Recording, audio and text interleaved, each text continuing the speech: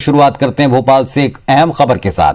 Bharatiya Janata party की बैठक में नरोत्तम मिश्रा नहीं हैं। बीजेपी की बैठक में दिखाई नहीं दिए नरोत्तम मिश्रा। बीएल संतोष किसी भी बैठक में उनकी शामिल वो नहीं हुए। चंबल को लेकर मीटिंग में भी मंत्री नरोत्तम मिश्रा नहीं पहुंचे।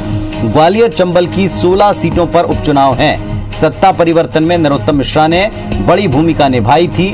नरोत्तम मिश्रा का बैठक में ना होना विवाद का विषय बन रहा है। इस पर तरह तरह के तर्क और बयान आ रहे हैं।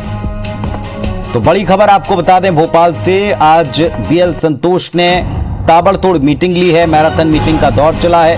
प्रभारी मंत्रियों को ये कहा गया है कि उनको जिम्मेदारी जीत और हार दोनों की लेनी पड़ेगी। किसी भी बैठक में लेकिन मंत्री नरोत्तम मिश्रा नहीं पहुंचे, जबकि जिस जगह से सारा निर्णय उपचुनाव के नतीजों का होना है, ग्वालियर चंबल अंचल, वहां के प्रभारी होते भी वो इस मीटिंग में शामिल नहीं थे।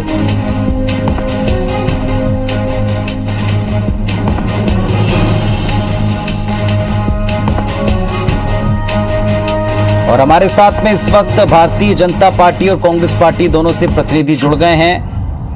दुर्गेश केसवानी साहब बीजेपी की तरफ से जुड़ गए हैं और संतोष गौतम जी कांग्रेस पार्टी की तरफ से जुड़ गए हैं। पहले दुर्गेश जी, ये सवाल बार बार उठ रहा है, उठाया जा रहा है, चर्चा का विषय बना है, नरोत्तम मिश्रा इतनी महत्वपूर्ण मीटिंग में क्यों नहीं थे? देखिए पुण्य जी, डॉक्टर नरोत्तम मिश्रा जी एक कर्मठ सिपाही हैं।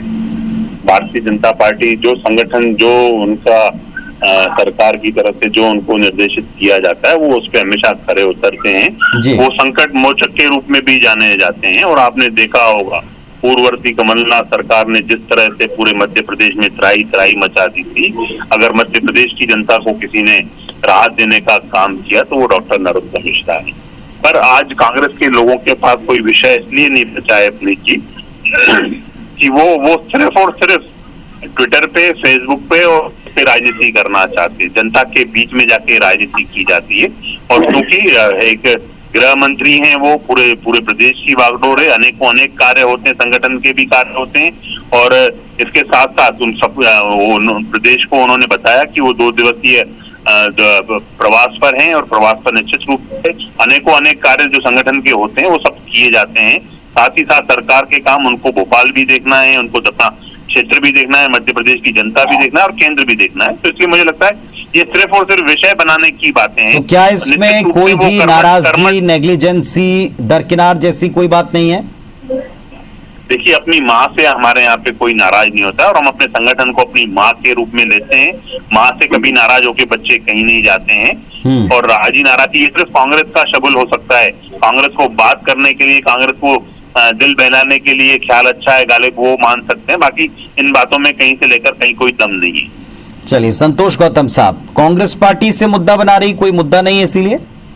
देखिए, कांग्रेस पार्टी इसे मुद्दा नहीं बना रही है, लेकिन यह बात तो साफ है कि आज भारतीय जनता पार्टी की सरकार को केवल 2 लोग मिलकर चला रहे हैं। एक माननीय शिवराज सिंह जी चौहान और दूसरे ज्योतिरादित्य सिंधिया, और ये दोनों ही सत्ता की मलाई खा रहे हैं। इसलिए बाकी के जो शीर्ष नेता हैं वो अपने आप को ठगा हुआ सा महसूस कर रहे हैं। उसी में से एक नाम है नरोत्तम मिश्रा जी का, जिन्होंने जब ये मध्य प्रदेश की कांग्रेस की सरकार गिरी तो उसमें उसको गिराने में उनकी महत्वपूर्ण भूमिका थी। लेकिन आज वो अपने आप को ठगा हुआ महसूस कर रहे हैं। क्योंकि भारतीय जनता पार्टी के संगठन ने, उसकी सरकार ने नरोत्तम मिश्रा को अलग थलग कर दिया है।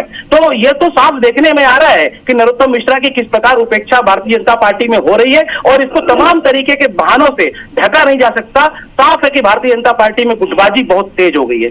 जी केसवानी साहब, उत्तर देना चाहेंगे बात का? जी निश्चित रूप, जो खुद की पार्टी गुटों में वो दूसरों के निश्चित रूप से आरोप, और ये आरोप का काम कांग्रेस का पुराना है पुनीत जी। जब मध्य प्रदेश में ये बीजेपी नहीं दे पाए थे तो उन चमका दमों पे इन्होंने आरोप लगा दिया कि चमका दमों की वजह से हम बिजली नहीं दे पाए। आज ने मौका दिए कि मध्य प्रदेश की 7.5 करोड़ जनता की सेवा करनी है, पर जो इनके कोर इश्यूज थे, कर्ज माफी, वो भूलकर ये आईफा में लगे रहे, आईटा में लगे रहे, ये रंगाई पुताई में लगे रहे अपने बंगलों की। इनको विधानमंडल कि ये सिर्फ कांग्रेस इसकी वजह से, अपने कामों की वजह से दिए गई है, ये अपने विधायकों को नहीं संभाल पाए।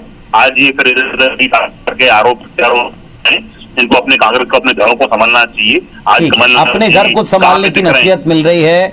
कांग्रेस पार्टी की तरफ से संतोष गौतम जी। संतोष जी उत्तर देना चाहेंगे, अपने घर को संभाले, नसीहत मिल रही है। देखिए, आज ये तो हास्यास्पद बात कर रहे हैं माननीय दुर्गेश जी, क्योंकि भारतीय जनता पार्टी के कुनबे में आज जिस प्रकार की कला मची हुई है पूरा मध्य प्रदेश देख रहा है। नरोत्तम मिश्रा को अगर नहीं बुलाया गया है तो ये कांग्रेस का मामला नहीं था, ये भारतीय जनता पार्टी का आंतरिक मामला जिस पर कांग्रेस कोई टिप्पणी नहीं कर रही है। लेकिन पूरा प्रदेश ये देख रहा है कि किस प्रकार एक प्रमुख व्यक्ति को, जिसने उनकी जो सरकार बनी है उसको बनाने में अपनी महत्वपूर्ण भूमिका निभाई है, उसको दरकिनार किया जा रहा है। क्योंकि ज्योतिरादित्य सिंधिया के हित भी नरोत्तम मिश्रा से प्रभावित होते हैं और माननीय शिवराज सिंह जी के भी हित नरोत्तम मिश्रा से प्रभावित होते हैं। दोनों ही उनको भावी मुख्यमंत्री की रेस में अपना दुश्मन मानते हैं, इसलिए साफ है कि नरोत्तम मिश्रा को जानबूझकर दरकिनार किया जा रहा है। कुछ कहना चाह रहे हैं तो कह दें दुर्गेश जी। डॉक्टर नरोत्तम मिश्रा भारतीय जनता पार्टी के कर्मठ कार्यकर्ता हैं।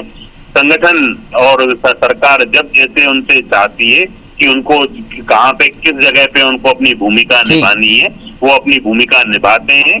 कांग्रेस के मित्र बड़े अच्छे से जानते हैं कि जो प्रशासन था उनका, जो उन्होंने पूरे प्रदेश में एक दहशत भरा माहौल क्रिएट कर दिया था, अगर किसी ने निजात दिलाई तो डॉक्टर नरोत्तम मिश्रा जी ने दिलाई। डॉक्टर नरोत्तम मिश्रा जी संकट मोचक के रूप में हमेशा पार्टी के साथ। अब ये उपेक्षा है, नाराजगी है, ये जानबूझकर नहीं पहुंचना है, व्यस्तता थी, जो हित प्रभावित हो रहे हैं जैसा कांग्रेस पार्टी का आरोप है, ये सारी बातें पार्टी के कार्यकर्ता और पार्टी के लोग बेहतर समझते हैं। क्योंकि अभी ये खबर तो बताई जा रही है कि तैयारियों से असंतुष्ट दिखे हैं, जो समीक्षा की गई है प्रभारी के द्वारा। बहुत शुक्रिया आप दोनों का जुड़ने के लिए, चर्चा में शामिल होने के लिए। तो मंत्री नरोत्तम मिश्रा उस मीटिंग में शामिल नहीं थे जिसमें बीएल संतोष ने समीक्षा की है। तमाम सीटों के ऊपर जीत हार की जवाबदारी मंत्रियों को लेने के लिए कहा है।